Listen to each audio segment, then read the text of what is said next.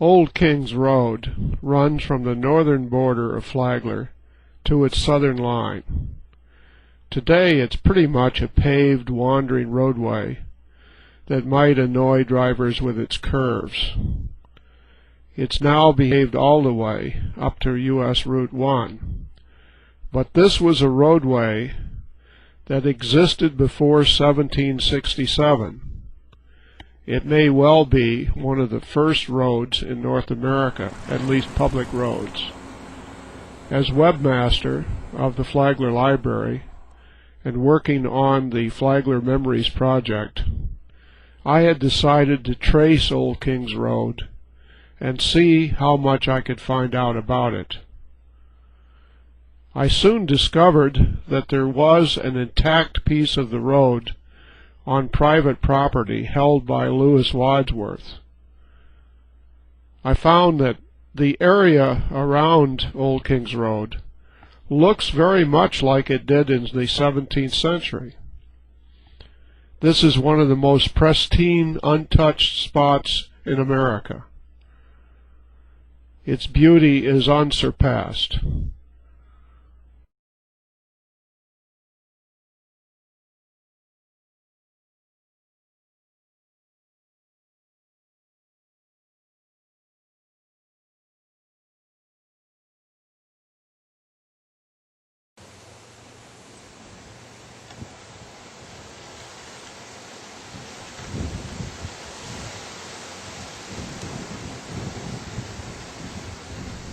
Maps and surveys show that present Old Kings Road falls almost exactly on the original route. It crosses Pellicer Creek, crosses the existing US 1, and turns east into Flagler County and thence south to the Flagler County line. There is some original Old Kings Road still existing on the property of Lewis Wadsworth, north of Pellicer Creek. I'm Lou Wadsworth, and I'm a seventh generation native of the state of Florida. I lived in Flagler and St. Johns County all my life, on and around the Old Kings Road also. In this area we have preserved an area 30 foot wide of Old Kings Road and put a monument down at the end where it goes down to the creek and the first bridge of the double bridges. The marker on Mr. Wadsworth's property read, "The Kings Road, an overland highway, constructed during Florida's British colonial period, 1763 to 1784, once traversed the double bridges property at this location. The road spanned Pellicer Creek, Hewlett Branch, and swamp wetlands over a system of wooden bridges and raised earthen causeways. This crossing has long been called Double Bridges, named for the unusual combination of the two spans built so close together. Remnants of the Kings Road, marked by road cuts through high sandy bluffs and a short section of a causeway, are visible here. A longer section of the causeway can be seen in the south side of Pellicer Creek. The bridges are gone, but the remaining piers and extensive earthworks serve as monuments to this historic crossing. The causeways and bridges, spanning some 625 feet of swampland, were once an important part of the 18th century road that connected St. Augustine and New Smyrna. This major project, commissioned in 1772, was built to solidify East Florida as the British Crown's 14th colony.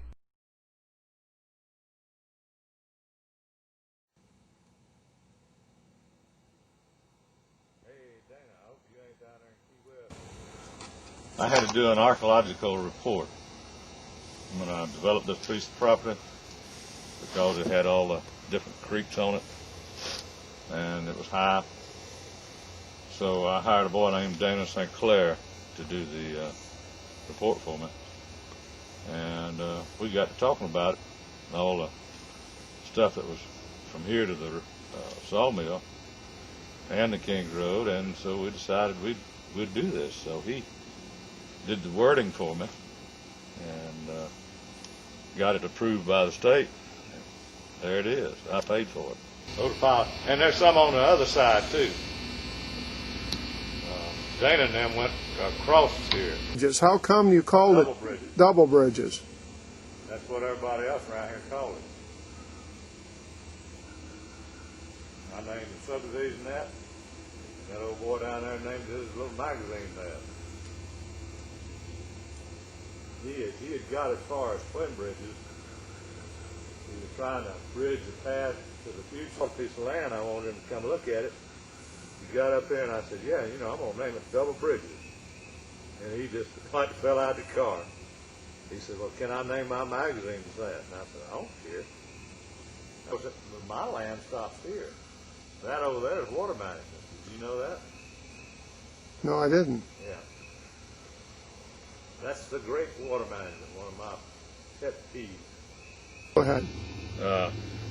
Once you went across this bridge, you went across the causeway 626 feet, which was an amazing feat that they could fill that in where it would stand up, and then they went across another bridge to join up with the Kings Road on the other side and to Hewitt's Mill.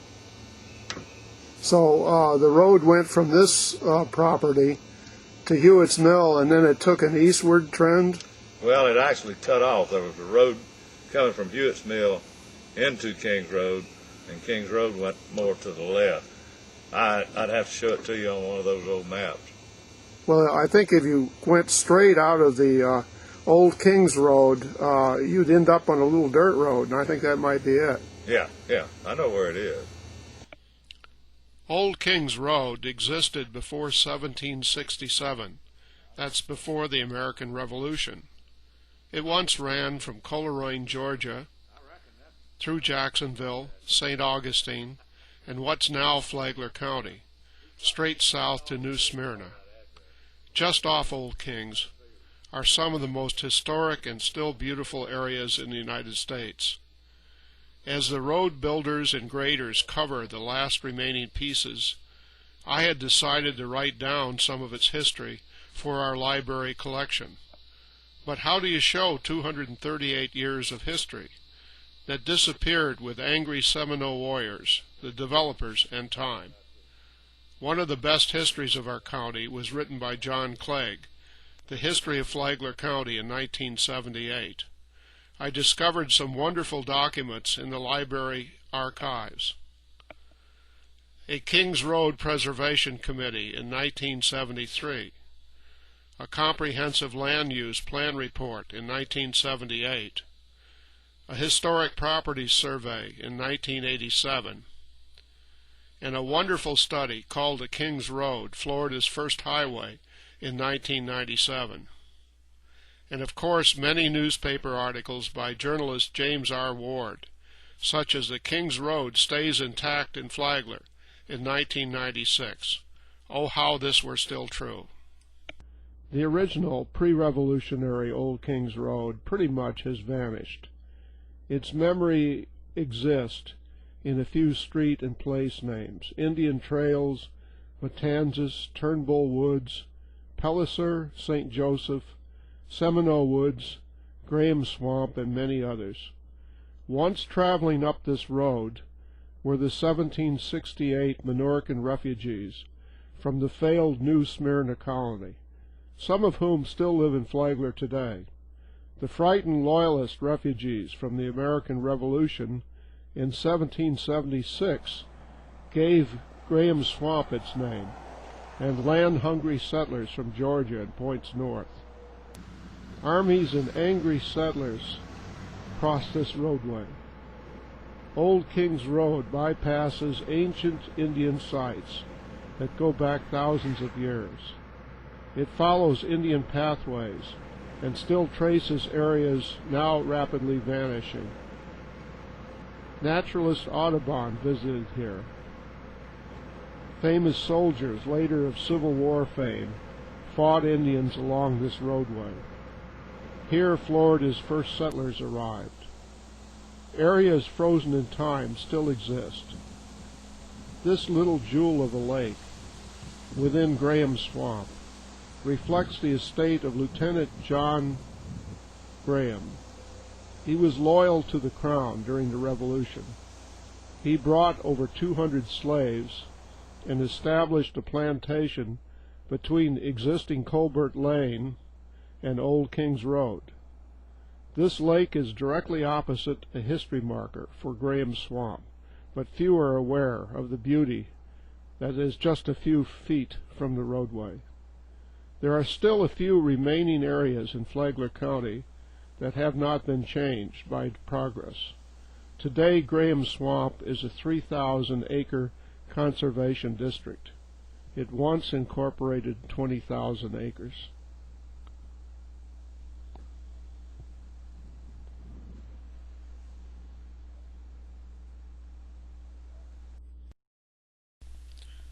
John Lee Williams was a Florida lawyer and historian who published his History of Florida in 1837. His book contained one of the most detailed maps drawn, showing the route of Old Kings Road and the surrounding area. I began an internet search for this map and was finally directed to the Rucker Augury Map Collection, Birmingham Public Library, in Birmingham, Alabama. The cartographic section made a facsimile copy of this very large document, and I delivered it to the Flagler Library Director, Doug Sisney. It was mounted for display at the library as part of our history collection. It is perhaps one of the most detailed maps of the period. This map was drawn while Old Kings Road was in the middle of Indian warfare. A close examination of the northern portion and later geographic survey maps shows its accuracy in tracing Old Kings Road through what is now Flagler County.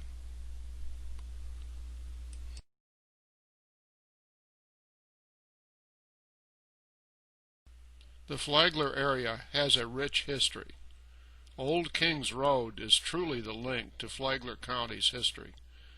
It once existed as a shell-topped 16-foot wide wagon and stagecoach-capable roadway from Georgia to the New Smyrna colony on Florida's east coast.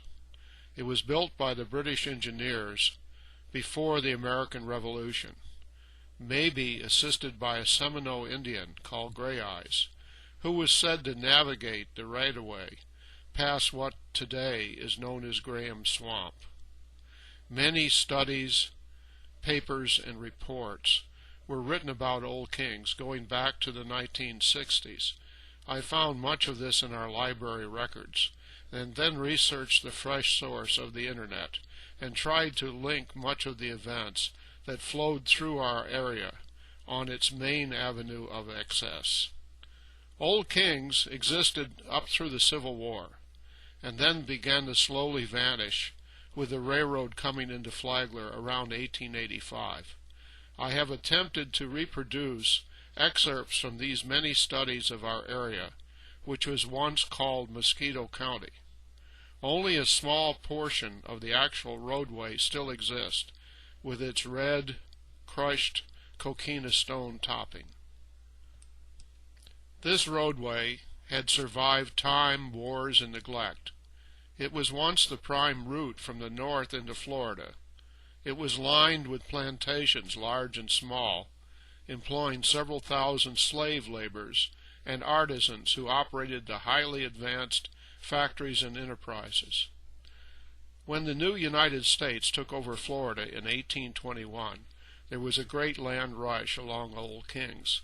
Wagon loads of new settlers from the north came here looking for land and promise. Andrew Jackson was appointed as Florida's provisional governor. He had a reputation as an Indian fighter and a great general in the War of 1812. He also planted the seeds of disaster for the Flagler area. Jackson had proposed the Indian Removal Act of 1830, whereby all Indians would be forcibly relocated west of the Mississippi. The small farmers by Pellicer Creek and large plantations were drawn into the violence. Slaves had long run away to join Indian villages or families. Seminole Indians of mixed ancestry were called Maroons. The Indian removal movement did not differentiate those with farms, cattle, and landowners. All Indians, regardless, were to be removed. Many Indian towns were peaceful farmers and cattle raisers.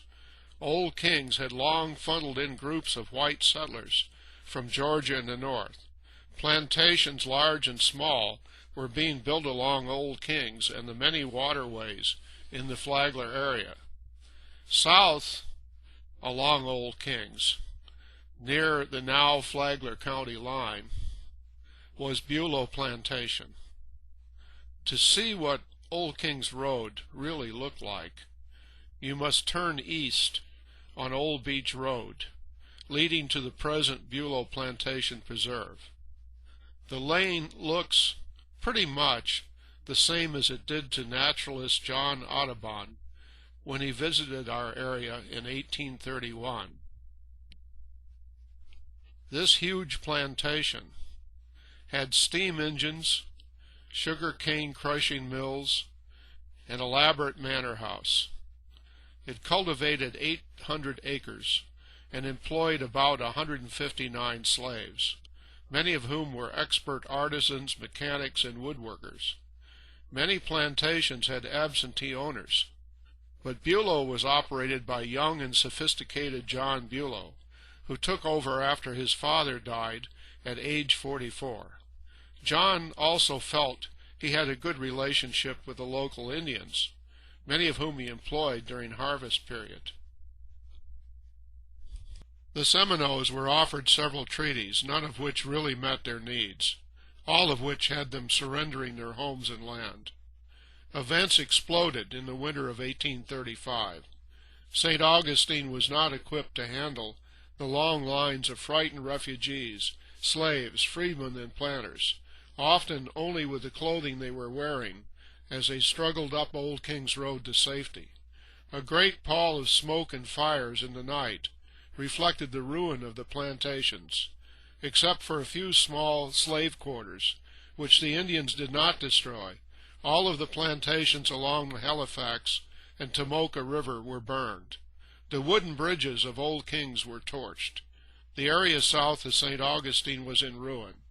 The war lasted several years, with enormous loss of property and lives. Later historians compared it to the Vietnam experience. The sturdy coquina stone blocks still show the traces of fire and are all that remain of Bulow. The smaller plantations have totally vanished, with only a stone or two, or maybe a trimmed log to show they once existed. On top of this there was a bitter 1835 freeze, killing the orange groves, and a financial panic in 1837 brought a depression upon the United States. The broken sandy trail of Old Kings still survived the Civil War, but the roadway began to vanish with the arrival of the railroad in 1885. On this disc, I'm giving only a condensed history. My written paper contains much more detail, and the library archives contains copies of the reports, studies, and research done by professional scientists and historians. The Flagler Library History Collection holds many one-of-a-kind papers. I feel that Old Kings is still the link to our past. It wanders through areas of great beauty, and although they are at risk from the bulldozer, the ancient Indian mounds still exist along this route. The now empty sites of the Seminole villages, a colonial area sawmill, attest to those who came before us with their dreams and purpose. The history of the immigrant slaves and their craftsmen has never been written, but all had one thing in common. The route of Old Kings Road joined them together in their travel to Florida, their hopes and dreams, and it's still a part of Florida history. I invite you to review these documents at the Flagler Library. Reflect and review those who have gone before you.